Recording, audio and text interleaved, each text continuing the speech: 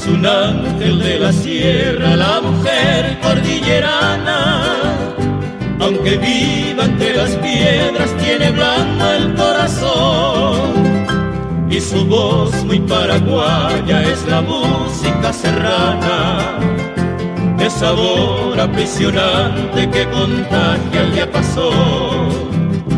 Es espíritu encarnado de los cerros guaraníes, heroína laboriosa de belleza natural.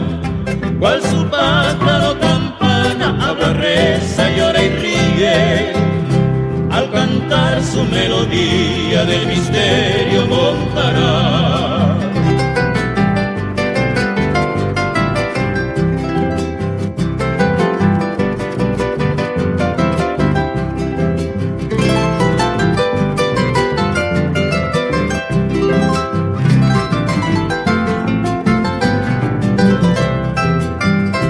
Hija excelsa de mi patria, tan pequeña como grande, descendiente de Guarania, residenta y Caraí. Hoy sus águilas no envidian ya ni al cóndor de los Andes, y en el monte ya es la santa de mi culto guaraní.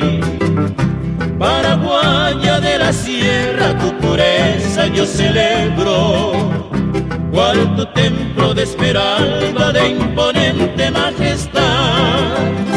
Holográfica doncella, virgen blanca de ojos negros, entre cumbres representa a la diosa libertad.